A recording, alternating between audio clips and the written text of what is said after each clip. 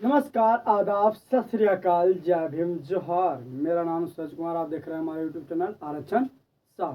तो जैसा कि बाबू हम लोग का चल रहा था हिंदी में कौन सा, तो हिंदी साहित्य का दिगंत भाग 2 चल रहा था, यानी क्लास 12 के लिए। ठीक है, यानी हम लोगों को चैप्टर नंबर 1 का था जो कुछ था निबंध, यानी बातचीत था जो क्या था, एक निबंध था जिनका लेखक कौन थे, बालकृष्ण भट्ट थे। इस पर ऑलरेडी मैं 2 वीडियो बना दिया है। आप लोग अगर नहीं देखे हैं तो जा करके देख सकते हैं, यानी आपको लिखा होगा हिंदी बुक क्लास 12 2027 करके एक प्लेलिस्ट मिलेगा, उस पर आप जा करके देख सकते हैं। बहुत अच्छा से लाइन बाय लाइन एक्सप्लेन कर दिया गया है। तो आप लोग नहीं देखे हैं तो आप लोग जाकर देख लीजिए।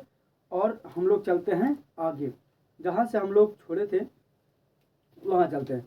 तो कहानी में चल रहा था बातचीत क्या था कि बात करने का एक अच्छा तरीका था कि जो व्यक्ति में बात करने का तरीका आ गया वो व्यक्ति है जो किसी भी व्यक्ति को खुश कर सकता है, मोहित कर सकते हैं, है ना। तो हम लोग ये पढ़ चुके थे। अब हम लोग कहाँ तक थे, यानी वहाँ तक थे कि यानी एक एडिसन साहब थे और एक कौन था, बेन जॉनसन का मानना क्या था, एडिसन का क्या मानना था। तो बाबू जो एडिसन जी कहते थे कि सुनो, यानी उनका कहना था कि एडिसन का कि असल बातचीत 2 व्यक्ति। बेन जॉनसन का क्या कहना था, तो बेन जॉनसन का कहना था कि जब तक व्यक्ति बोलता नहीं तब तक उसका गुण को प्रकट नहीं होता। और एडिसन का कहना था कि असल बातचीत कितने व्यक्ति के बीच, तो 2 व्यक्तियों के बीच ही होता है। ये सब हम लोग पढ़ लिए थे। और इन लोगों का कहना था कि देखो 2 से अगर 3 व्यक्ति होता तो वह बात है जो त्रिकोण हो जाता है। जब बात 4 पर आता है तो बेतुकी बात होता है, राम रमोगोल की बात होता है। और जब 4 से अधिक होता है तो वो सब बातें क्या होने लगता है, बेतुकी होती है, फालतू का होता है, फिर वो असल बातचीत नहीं हो पाता है। चलो तो हम लोग आगे चलते हैं। अब कहते हैं कि अगर मान लिया जाए कि अगर बूढ़े व्यक्ति का, आप लोग सुने होंगे किनका, बूढ़े व्यक्ति का। तो बूढ़े व्यक्ति जब एक साथ बैठ जाते हैं, कहते हैं कि वे बाबा आदम की कहानी कहने लगते हैं। जब बूढ़े व्यक्ति आपस में बैठ के मिल जाते हैं तो वो क्या करते हैं, बाबा आदम की कहानी। बाबा आदम की कहानी मतलब बाबा जू का कहानी सुनाता है, जिसमें 4 सच होता है तो 10 झूठ होता है। भाई बात सही है कि हमारे बताते हैं बूढ़े बुजुर्ग लोग कि हमारे दादा ऐसे करते थे, हमारे पूर्वज ऐसे करते थे, है ना। आ कहते हैं कि जिसमें 4 सच तो 10 झूठ होते थे। एक बार उसकी बातचीत का घोड़ा छूट जाए तो पहरों बीत जाता है, लेकिन अंत होने का नाम नहीं लेता था। यानी कहते हैं कि जब बावे लोग खिस्सा करते थे तो पहरों बीत जाता था, लेकिन खिस्सा खत्म नहीं होता था। प्रायः अंग्रेजी राज्य प्रदेश और पुराने समय की रीति रिवाज का अनुमोदन और इस समय के सब भांति लायक नौजवान की निंदा उसकी बातचीत का मुख्य प्रमाण होगा। पढ़े लिखे लोगों के लिए शेक्सपियर, मिल्टन, मिल और शेक्सपियर जीव का नाच गान अपनी शिकायत का नशे में चूर हम होते जाते थे। यानी कहते हैं कि जो पढ़े लिखे व्यक्ति का जो भाषा होता है वो कौन सा भाषा होता है, वो भाषा होता है शेक्सपियर वाला, मिल्टन वाला, मतलब कि बड़े बड़े फेंकू वाला का। यानी जो पढ़े लिखे लोग होते हैं वो फेंकते लंबा लंबा, जैसे मानो कि हमें कुछ इंग्लिश का शेक्सपियर है ना। कहते हैं कि उसके बाद कहते हैं कि 2 सहेलियों की बातचीत, 2 लड़कियों की बातचीत, जो 2 सहेली होता है, 2 सहेलियों की बातचीत होता है कि कुछ के नशे में, सॉरी, हम 2 सहेलियों के बीच का बातचीत कुछ जायक का ही निराला है। रस का समुद्र मानो उमड़ चला आ रहा हो।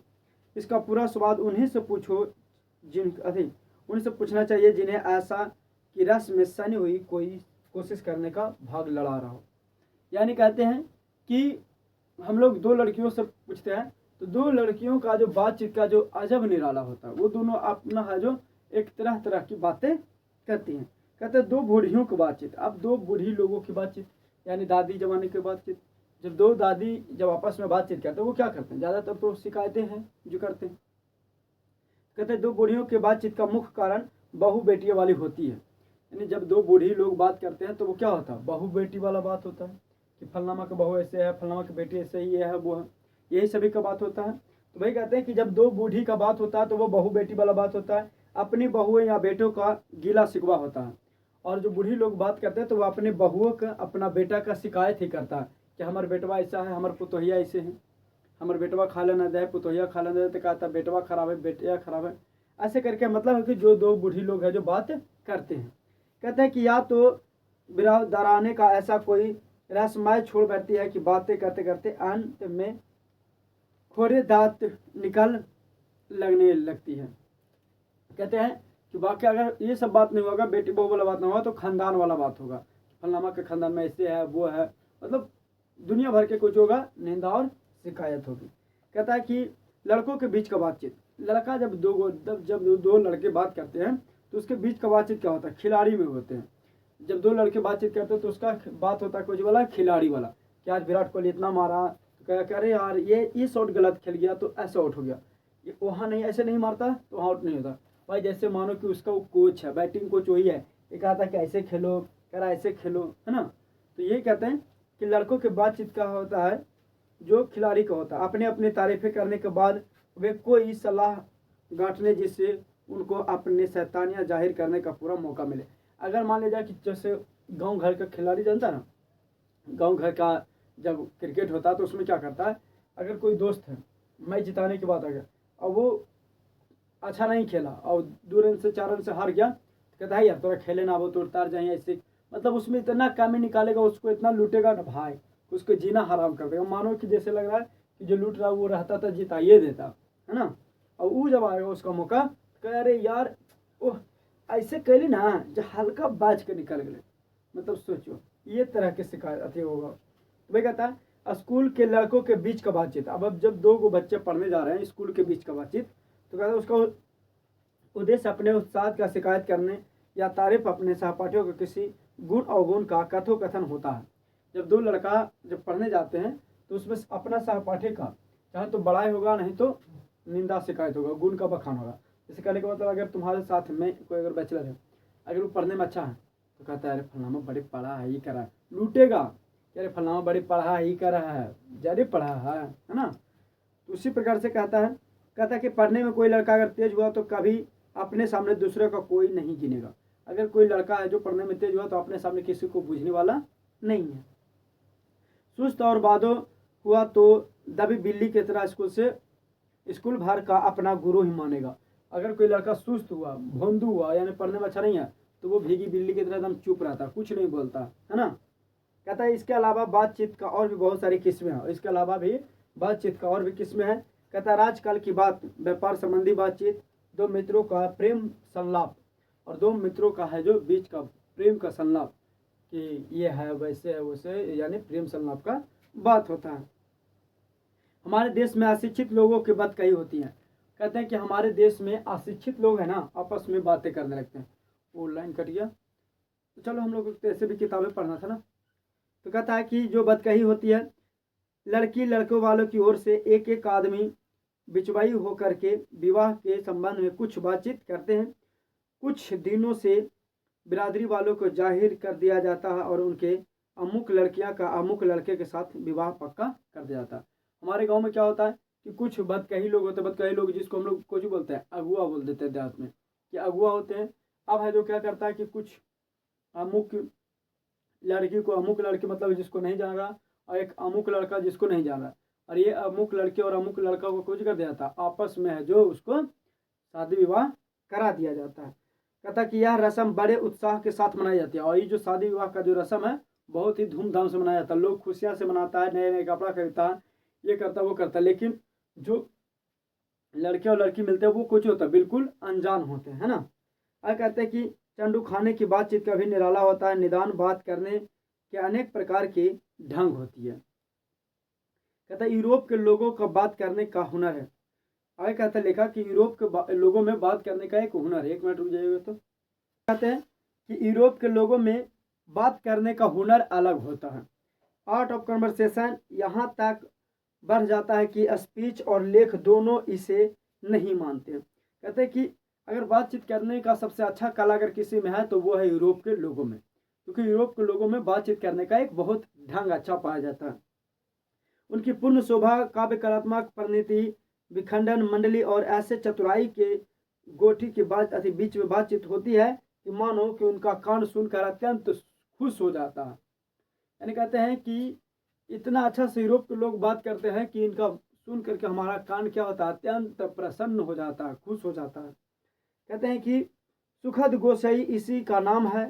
सुखद गोष्ठी की बातचीत की यह तारीफ है कि बात करने का लियाकत अथवा पंडिताइन का अभिमान या कपटी कहीं एक बात में भी प्रकट न हो, वरन क्रम में रसभाषा पैदा करने वाले शब्दों में बरकते हुए चतुराई सियाने अपनी बातचीत को रस रखते हैं।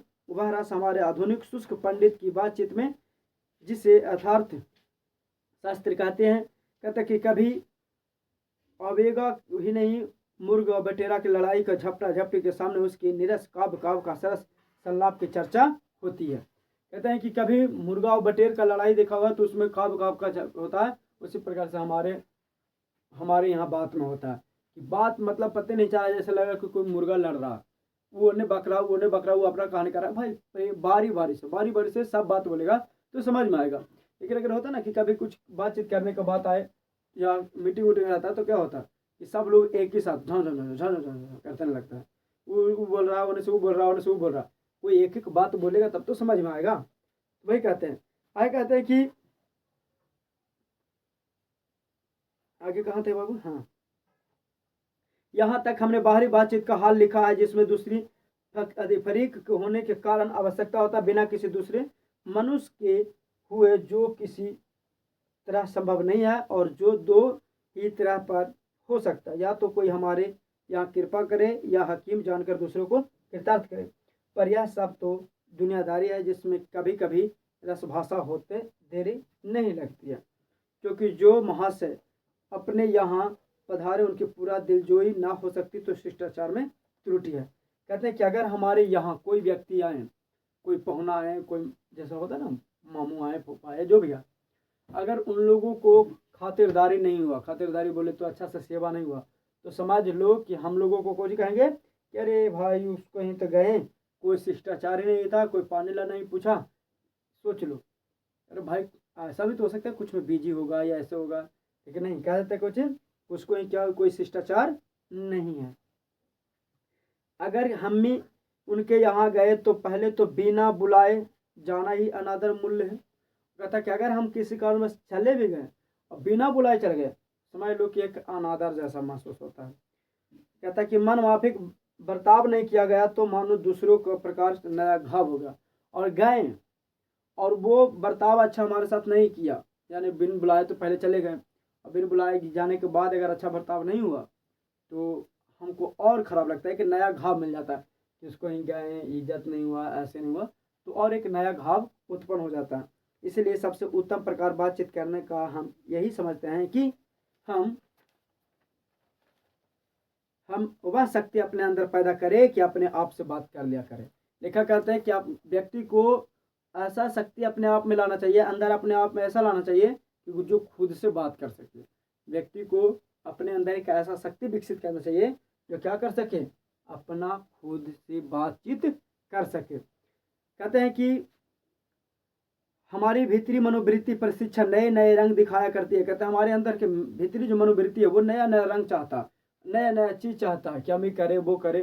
तो पहले अपने अंदर से बात करो कि क्या तुमको चाहिए, है ना। वह रचनात्मक संसार का एक बड़ा भारी आईना है जिसमें जैसी चाहो वैसी सूरत देखनी कुछ दुष्ट बात नहीं है, और जो एक ऐसा चमस्तान है जिसमें हर किस्म के बेल बूटे खिले हुए हैं, ऐसे चमस्तान का सैर को क्या दिखलावा चाहिए। कहता है कि आज ये संसार में है जो लोग दिखावा करते फिरते हैं, लोग इस संसार में क्या कर रहे हैं, दिखावा कर रहे हैं। मित्रों का प्रेम संलाप कभी इसकी सुलहवी कला तक नहीं पहुंच सका। इसी के दौर का नाम का ध्यान और मनोयोग का चित्त को एकाग्र करना है, जिसका साधन एक दो दिन का काम नहीं, वर्षों का अभ्यास के उपरांत यदि हम थोड़ी भी अपनी मनोस्थिति को स्थित करावा को होकर मन में बातचीत कर सके तो मानो अहो भाग्य है। कहते कि व्यक्ति को अपने अंदर की बातचीत करना चाहिए, अपने से बात करना चाहिए। कहते हैं कि एक वाक शक्ति मात्र के दमन से ना जाने कितने प्रकार का दमन हो जाता है। कहता है कि अगर आपको में बातचीत का वाक शक्ति का दमन हो जाए, यानी बोलने का कला चला जाए, तो बोल नहीं पाओ, तो सोच लो कि कितना चीज़ तुम्हारे अंदर को जो गया दब चुका है। हमारी जिह्वा कतरनी के समान सदा स्वच्छंद चलती रहती है। हमारी जिह्वा है जो, यानी जीभ जो है एक स्वच्छंद की तरह चलती रहती है कि जब मन किया जब कुछ भी बोल देता है। आए कहते हैं कि चलते रहता है। यदि हमने काबू में कर लिया तो क्रोधित बड़े बड़े अजय शत्रुओं को बिना प्रयास से जीता जा सकता है, उसको बस में करा जा सकता है। यानी लेखक कहते हैं कि अगर जीव को अपने कंट्रोल में कर लिया गया तो बड़े बड़े शत्रुओं को भी क्या किया जा सकता है, जीता जा सकता है। इसीलिए अबाक रहकर अपने बातचीत करने का यह साधन या तब साधनों का मूल्य शक्ति है। कहता है यही अबाक होकर मतलब शांत होकर बातचीत करना चाहिए। कहता है कि शक्ति परम पूज्य मंदिर है, परमात्मा एकमात्र सोपान है। कहते हैं कि शक्ति परम पूज्य मंदिर है। हम लोग है जो अपना शक्ति का यानी पूजने में प्रयोग करते हैं, भगवान को मनाने में प्रयोग करते हैं, लेकिन कभी परमात्मा को एकत्र सौंपन नहीं करते, लेकिन अपने आप को परमात्मा को सौंपते नहीं है। जब अगर अपने पर कुछ बात आता है तो हम लोग भगवान से मांगना शुरू कर देते हैं, है ना। लेकिन वही कहता है कि शक्ति परम पूज्य मंदिर है, परमात्मा का एकमात्र सोपान है। परमात्मा तो बस एक क्या है, सोपान है, एक दिखावा है, यही ना। हाँ, परमात्मा तो एक क्या है, सीढ़ी है। तो ये होता है बाबुआ कोचिंग। ये चैप्टर क्या हो जाता है, खत्म हो जाता है। हम लोग जो कल है जो कोचिंग करेंगे तो इसका क्वेश्चन आंसर करेंगे, लाइन बाय लाइन का कोचिंग करेंगे, क्वेश्चन आंसर करेंगे। क्वेश्चन आंसर के बाद तो क्वेश्चन आंसर का वीडियो दे देंगे, कवि परिचय का वीडियो दे देंगे। उसके अलावा इसका चैप्टर खत्म हो जाएगा, फिर हम लोग अगला चैप्टर स्टार्ट करेंगे। तो बाकी फिर मिलते हैं अगले एपिसोड में। बाय।